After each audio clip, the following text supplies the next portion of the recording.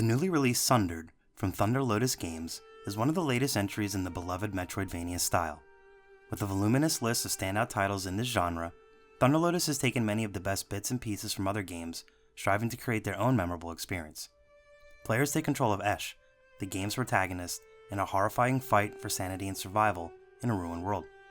So, does it carve its own niche within the genre? Let's dig into our Sundered review.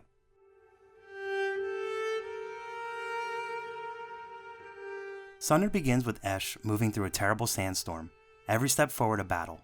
Then, something happens, and Esh finds herself in a ruined underground world filled with eldritch abominations. If it sounds a little Lovecraftian, that's because it is. A mostly harmless Esh soon stumbles upon the shining trapezohedron, a mysterious talking shape that doubles as guide and weapon.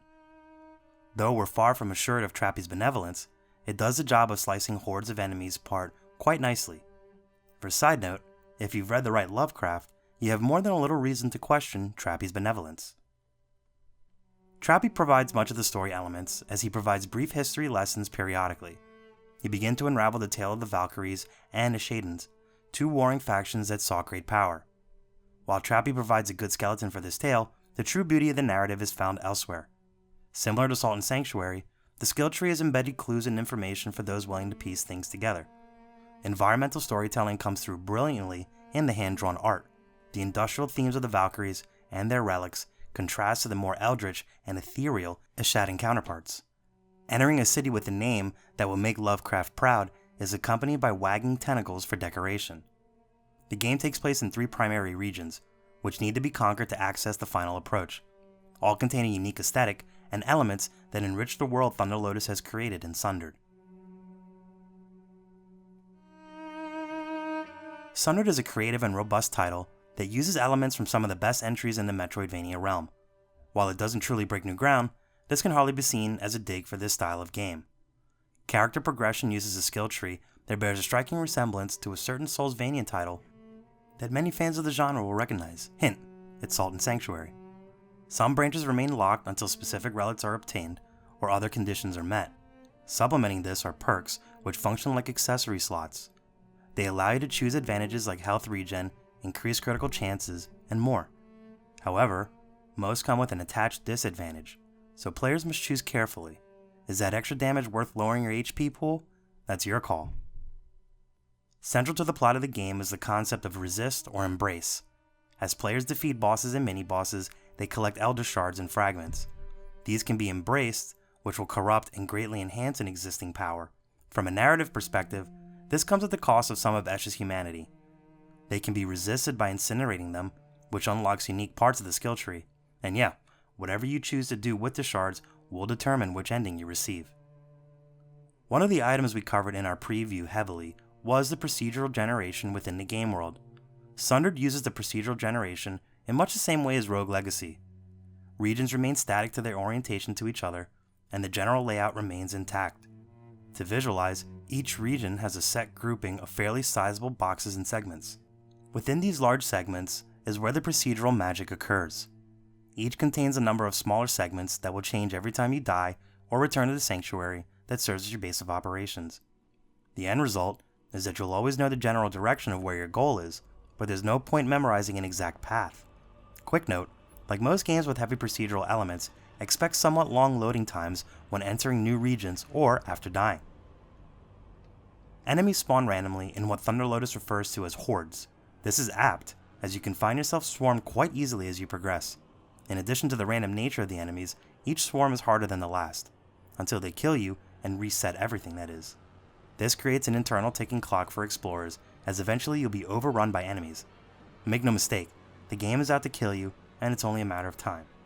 This works splendidly within the Lovecraftian world, but can be frustrating if you haven't found the right shortcuts. Combat and character skills run the usual gamut of Metroidvania abilities: slash, shoot, double jump, air dash, and more. There's no strict order for finding many of these, though some areas are inaccessible without the right skill. This also provides the standard fare of combat strategy. Stamina has become a developer favorite.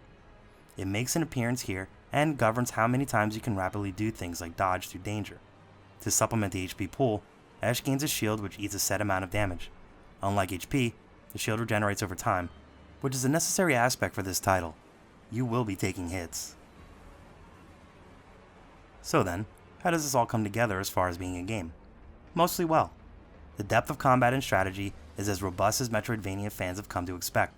When dealing with the first horde after a reset, you have any number of ways to move around and handle the relatively few enemies that come to gnaw your face.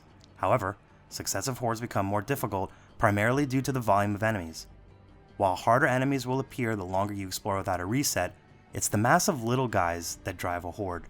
Inevitably, the number of moving pieces will eventually render it impossible to actively strategize more than, "Oh crap, I'm almost dead, better run around and wait for my shield to regenerate."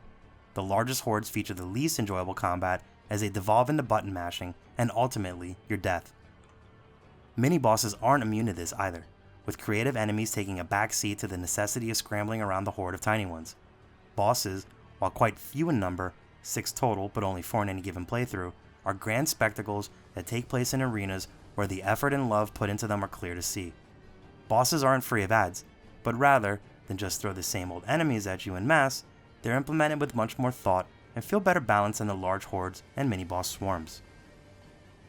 Some players will likely be prone to frustration with Sundered. The cycle of death means returning to areas you've already explored to attempt to push just a bit further. Coupled with this, the inability to effectively strategize against the largest hordes means progress can be difficult without grinding some levels first. The most sure path to victory is adding levels. This too fits in thematically with the narrative, but it's something to look out for regarding gameplay.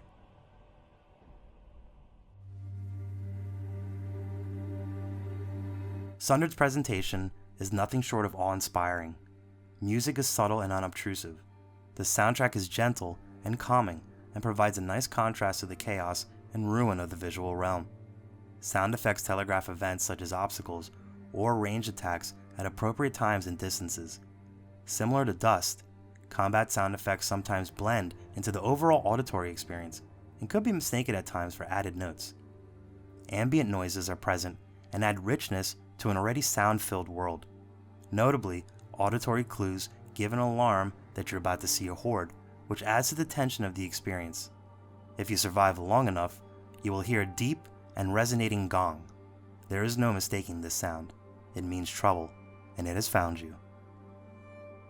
Aesthetically, the game design hovers in an area somewhere between Symphony of the Night and Guacamelee. A dark tone and monstrous abominations dominate the various regions, but is told in a hand-drawn and uniquely stylized way. In recent years, developers have more routinely emphasized background scenery. Sundered carries on with this tradition in spectacular fashion, with backgrounds that might get you to stare long enough to be caught by another horde.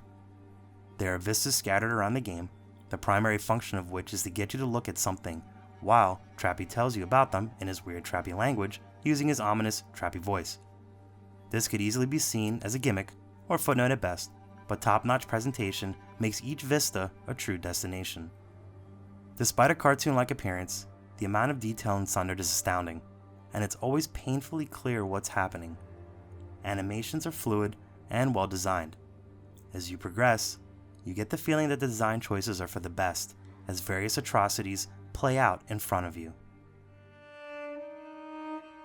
So what's the final verdict? Well, Sundered is an overall excellent entry into the Metroidvania genre, and should be a strong consideration for fans of this style. The cycle of exploration, devolving into button mashing, then death, could be frustrating for some, and to be honest, stands as the largest blemish in the title. However, outstanding presentation and a compelling world highlight Thunder Lotus's vision. Memorable bosses and a narrative embedded in the deepest corners of the game create a very satisfying experience. If you like what you saw, make sure to give the video a like and subscribe to the channel to find out when we drop new content. Thanks for watching.